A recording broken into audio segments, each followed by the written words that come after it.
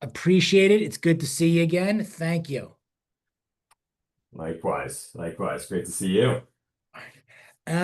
If you're cool for two reasons, I'll be really transparent. We'll jump right in on this. And the main reason is I have my colonoscopy tomorrow. So I've been prepping all day. So I'm gonna make sure that I sit through this and get through it. This is the only thing on my calendar today. All right. Yeah, I've got a hard stop at 2 o'clock for a deal call anyway, so we can keep on a tight timeline.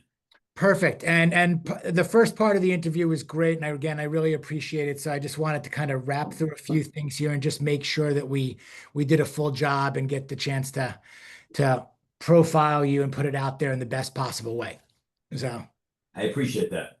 cool.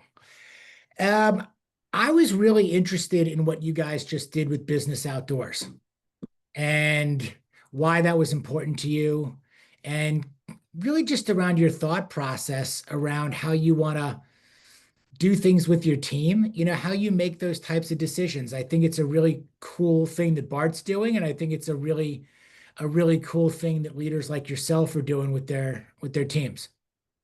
Yeah, it was an amazing experience. I've known Bart Foster, the founder of Business Outside, now for nearly 5 years or so.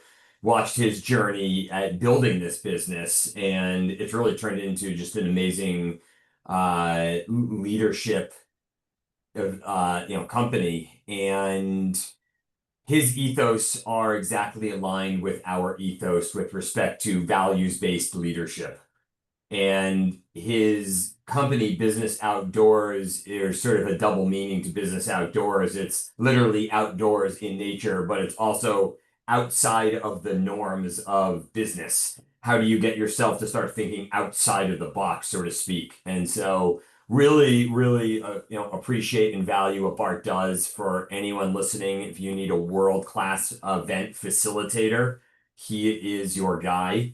And for us, it was really sort of about two things, and with respect to sort of what the driving goals were and why it was important is number one is building deep connections through more intimate conversations. And that's exactly what Bart was able to foster and catalyze in the environment that he helped create. And then second, it was a function of just showing our CEOs and founders how much we actually do care about them and how we want to make them better versions of themselves, which not only benefits them at the portfolios and us, but also it benefits them in all aspects of their life. And so it was just a phenomenal event. We spent 3 days out in Moab, and I think all of our CEOs found it to be extremely beneficial, not only from a perspective of building those deep connections, but actually getting towards some workable solutions in their companies. We cut away the noise, and they said that some of our sessions were the most efficient strategy sessions they've ever had. Mm. Similarly, similarly, you've talked about various, books that you've read, things that you're using with your company, um, coaches, that you've brought in. And again, I'm really curious kind of how you choose who gets in, who you're listening to, Mm. how you mentioned these values, but how you've established those values and the ethos that does it start with you? Does it start with you and your partner? Is it like, walk me through that? Yeah, no, it's a good question. One thing I wanted to add, by the way, in the last question, and you and I talked about this in advance, and we talked a little about sort of what does getting outside of the boardroom do for us and the team that traditional events can. I just wanted to talk about sort of just the benefits of literally the environment creating and setting the right tone to then be able to open up, to be creative, to be, sort of, much more thoughtful and intentional in your decision making and the conversations. When you're outside of a boardroom and you're inspired by the mountains and rivers and wildlife, it just ultimately leads to more relaxed, humans. Cortisol levels are declining, and I think ultimately it begins to open up the door for creativity. And I think that's one of the powers and major unlocks of the environment that we created for this event. It leads me to another question. There's an aspect of this that is associated with obviously deep work. Obviously taking even business outside, but deep work in the environments. Uh, and I also don't want to. The question I'm raising there is how much deep work balanced with how much like fun. Like this is also fun. Yeah. I mean, the fun is there to be fun, but it's also, as I said, it also serves as a catalyst to open the door towards that deep work.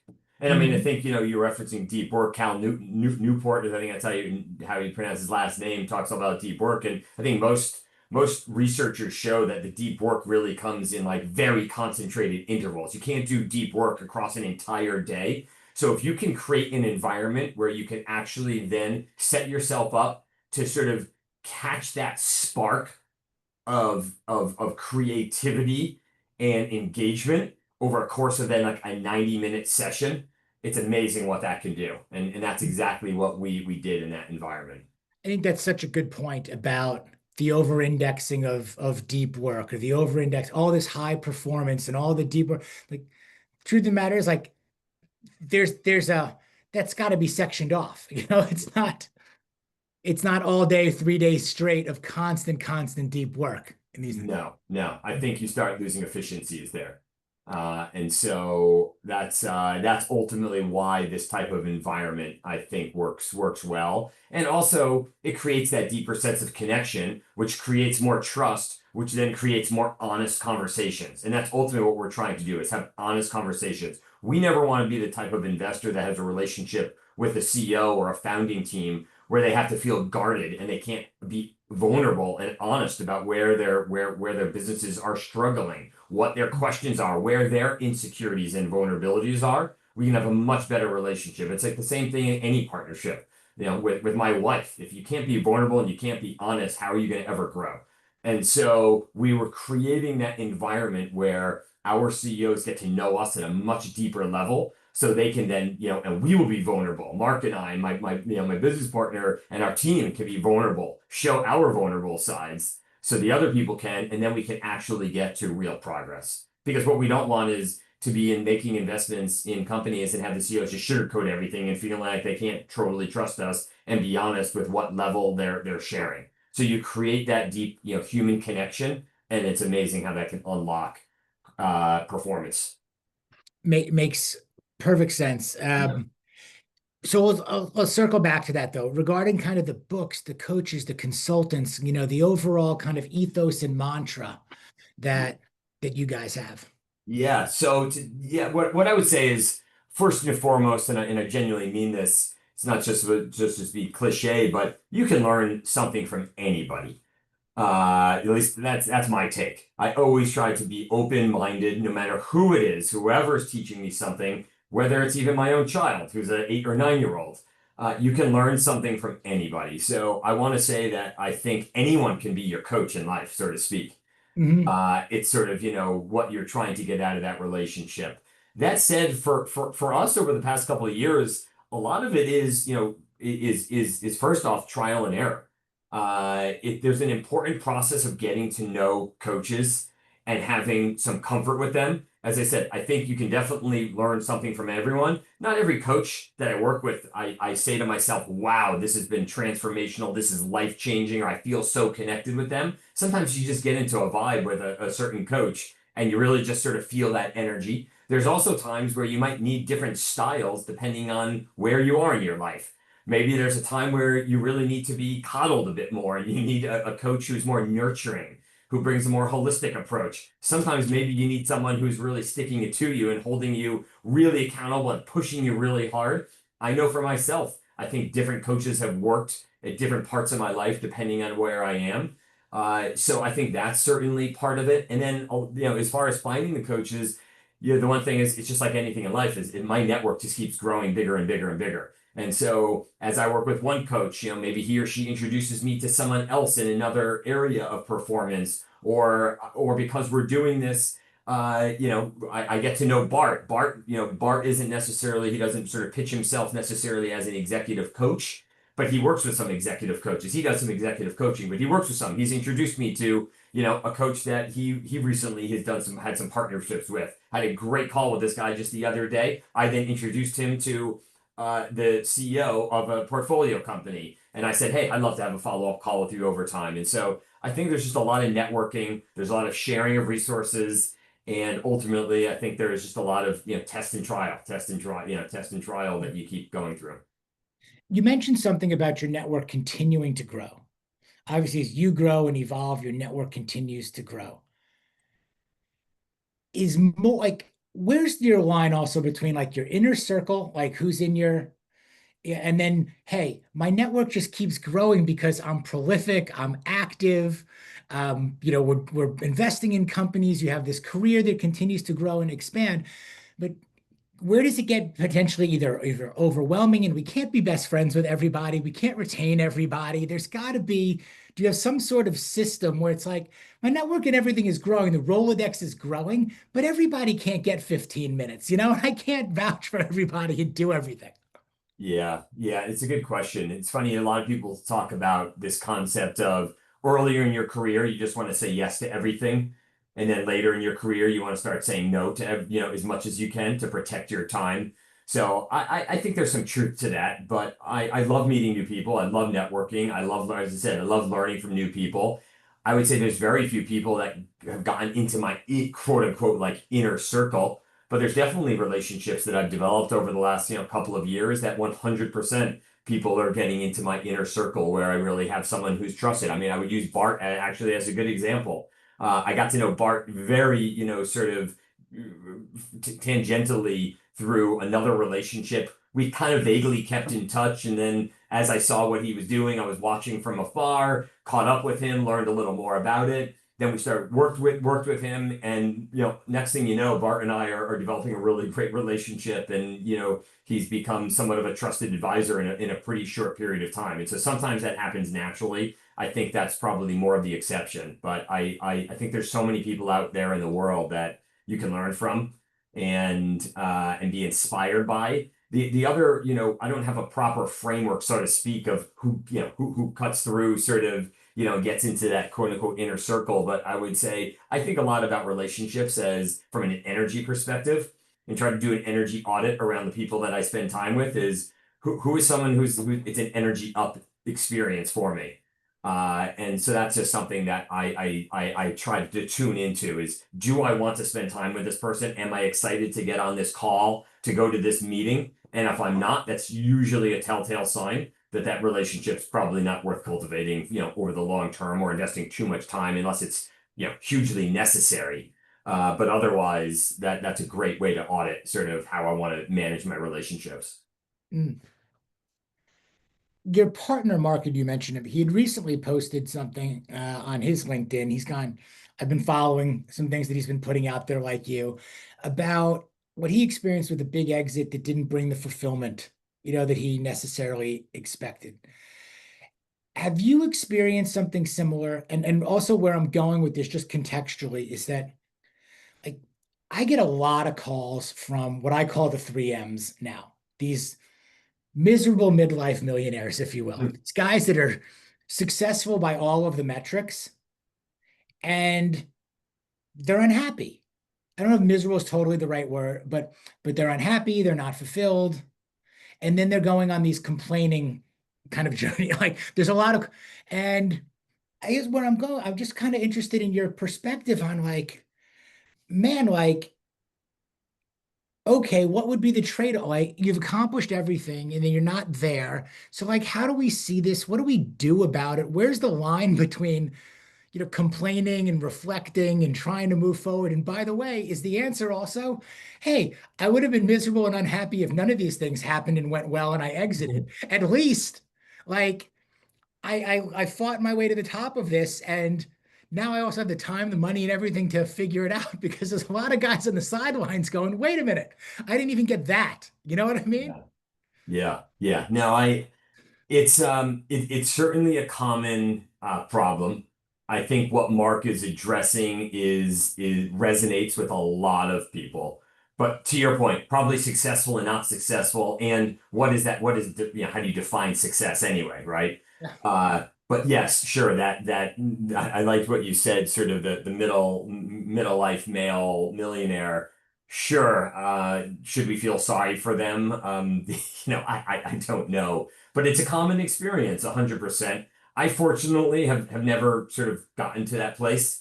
Uh, yeah, not to say that I've always been 100% fully engaged and love what I've done. That's why I left my hedge fund. I kind of got bored and I was at a place where I was, in my mid 30s and making a lot more money than I ever imagined I would have made. And it wasn't fulfilling at that point. I don't think I got to a place though where I just was unhappy. I kind of just started getting disengaged and said, it's time to make a transition. And I actually have a lot from my personal journey with respect to that. There were two things that I think helped me with sort of not getting to like a place where I was too sort of like down and out with respect to sort of where I was in my career, despite having a lot of success. Is number one, I think I've just always done a good job, and I think some of this was influenced by my parents of just the idea of enjoying the journey. So that was just something that I think has been imprinted on me since a young age. Part of that particularly was I was a competitive tennis player growing up, and my parents always said, you've got to enjoy the journey. You've got to enjoy the practices. If you're not liking the practices, and then don't show up. And so I think for me, I've always just enjoyed the process and the journey. And then as far as me sort of particularly with that, the biggest transition I made probably before getting to that place of like being truly unhappy, I credit my wife a lot too. I was kind of just getting disengaged from what I was doing, my day to day staring at screens in the hedge fund industry. And she definitely was someone who just pushed me like, okay, well, if you don't have to do this, why are you doing it? It was simple as that. Just like, don't do anything in life you don't really want to. And yeah, obviously, I didn't make a rash decision. It took me a little longer to sort of come to that realization.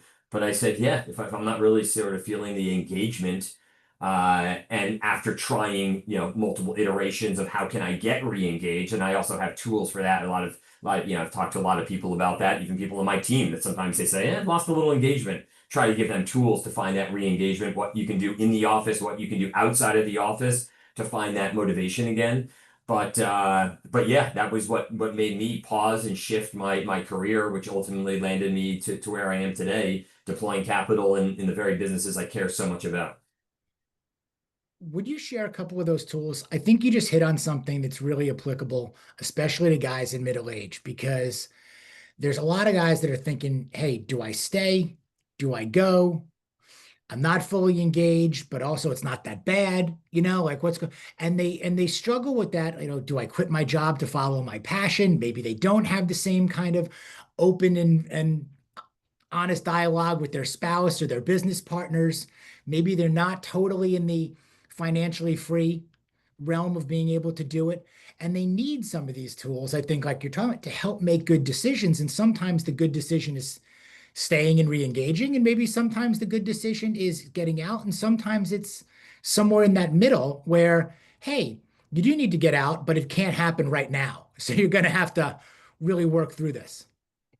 Yes, I think it's a great question. I can't say I'm fully educated on how to coach someone through that exact process, but certainly a few things that worked for me. And when people do come to me for advice on that, I share with them, which is number one is knowing yourself. And it sounds a little cliche, but it's really stepping back. And a lot of people who maybe get to their 30s, 40s who grinded and worked really hard never really thought to take the time to get to know themselves. And when I talk about getting to know themselves, we do this in a business setting all the time. Every company has their mission, their vision, their values, their BHAG, their big, hairy, audacious, goal. No one does that personally.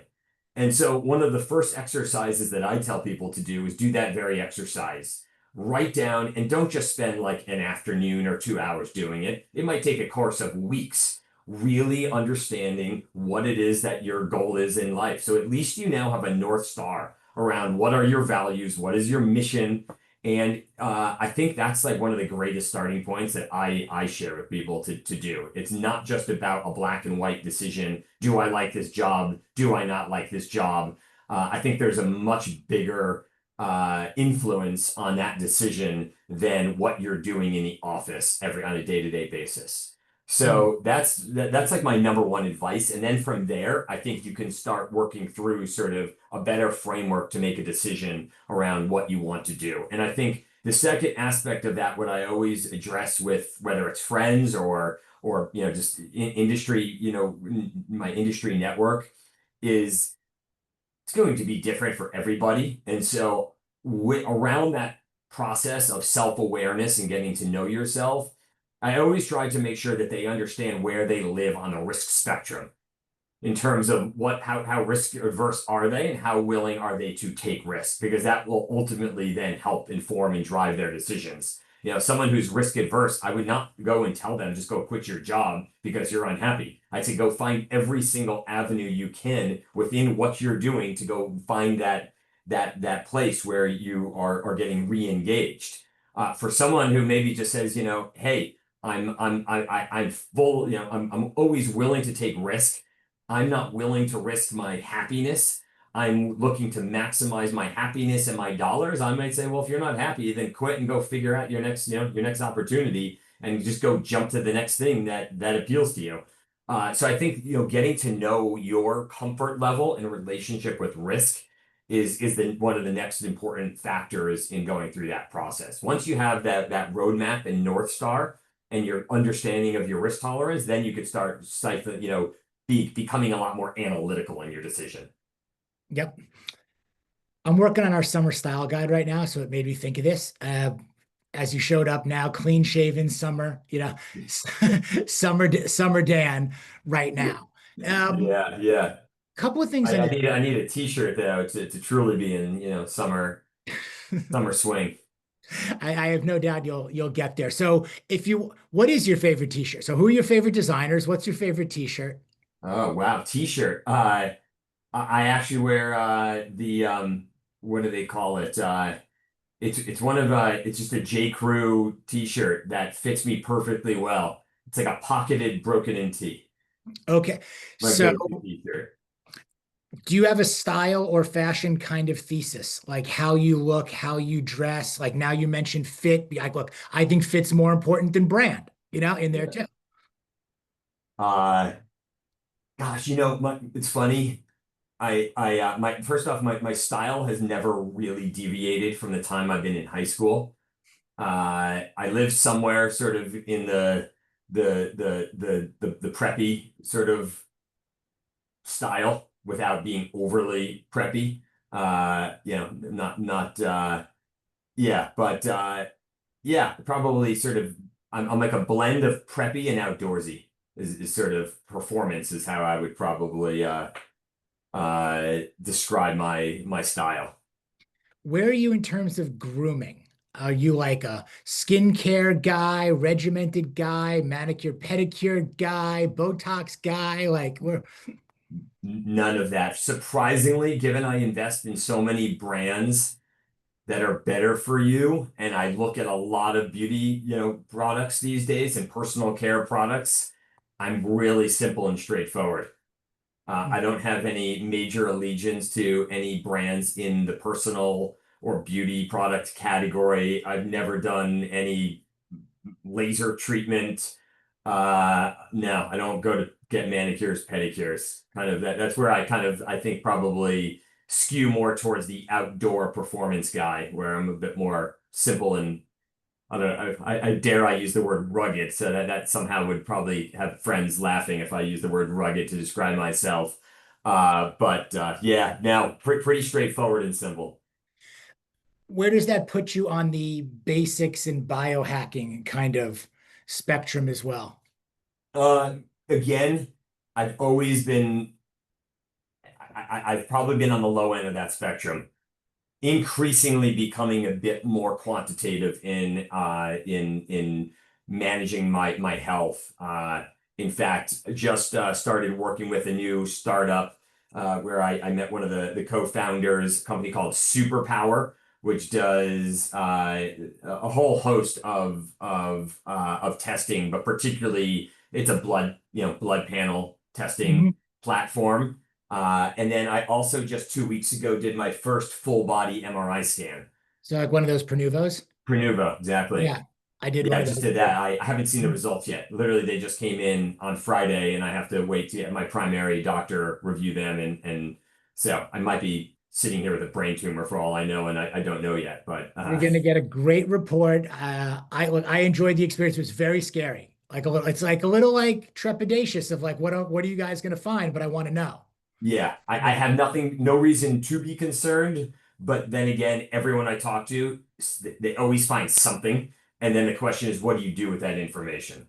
So I'll know Arthritis next and week. hiatal hernia, and I've done neither. I've done for mine. That's what I got basically on that. That's interesting. Yeah, I know someone who said she was diagnosed with something. Can't remember. It was like a internal cyst, and she was about to go run an ultra marathon, and the doctor said, absolutely don't do it. If it ruptures, it could be toxic. It could kill you. And so she canceled this race that she'd been training for months, and then went and did some sort of test on it, and it was nothing. And she said, I kind of just like a waste of that MRI in some ways. But I guess if there was reason, if it turned out to be the opposite, maybe it could have saved her life. So that's why we're doing it. 2 minutes. I want to be cognizant of your time. You had written about or so a post also that I had pulled from you that I thought was really cool that you were going swimming in the mornings. We kind of touched on this the first time, but I don't think we didn't get to the actual stuff. And there was an older gentleman, I think in his 80s, in the lane next to you, or and Yeah. something to the effect that he was always there and he always beat you there. Right? You got there earlier in the days. What struck you about that? Like, what's the lesson in that? Yeah. Man, I always just say I want to be like Ron. That was his name. And he just had a zest for life. The guy was 80 years old. He could have just been sort of sleeping on his couch, yet this guy was still competing in swim races, showing up at 6 in the morning in the dark, particularly in the winter. And he was always there, always with a smile. The guy was training, for open water ocean swims here in Northern California. That's not comfortable. So he's still getting out of his comfort zone. He still was being disciplined. He was consistently there, and he said like a really nice, smile and was friendly. That I got to know the guy, and one thing that also caught me was he, and this kind of like talked about his energy and zest for life. The way he got in the pool. Sometimes people, particularly for getting older, but even not, sometimes maybe you'll sit down and you'll kind of like shimmy into the pool, or you'll take the steps. But every time this guy would go through the shower, put on his swim cap, put on his goggles, and he would just jump right into the water and start swimming. And so for me, it's just inspiring that this guy is nearly, almost twice my age. And he's just living a full life and having a blast. And so that's just an inspiration for me that I want to be that guy. I want to be Ron. I love it. Oh, and also I want to share one other thing. Yeah. Blew my mind with respect to this guy, his mindset about how he's going to live, how long he's going to live. He just told me that and this was now when I say just told me, this was last year at the time when I was getting to know him, that he adopted a rescue dog. So this guy's 80 years old and he's adopting some rescue dog and he's not worried about his longevity. He's thinking that he's going to, maintain this dog's health for the next 10 years or so. So anyway, I love that. What 80-year-old is like adopting rescue dogs? That's freaking awesome. You got Yeah. time for one more quick one, or are we good? Yeah, I got one more quick one. Okay. Start, stop, and continue. Okay. It's a little thing I do called start, stop, and continue. What's something you want to start? What's something you want to stop? And what's something you want to continue? Oh, let's see. I would say I want to stop. Uh, I need to stop sleeping poorly. Uh, yeah, I need to stop interrupted sleep. I need to start learning more and investing behind AI. And I'm going to continue to exercise both physically and mentally. Awesome. I like them all. Dan, Yeah. thank you very much. I really appreciate it. I know you got to run. Um, can I take one quick little snapshot right there? I appreciate that. Oh, you get it? I got it Yeah, now. boom. Thank you. You're awesome. I got everything I Yeah, need right now on both of these. I really appreciate it. And we'll write something really, really great, I hope, about it. that's awesome. Keep up the great work. Really appreciate it, Greg. Thank you, Dan. Take care. All Talk to you right. soon. Bye.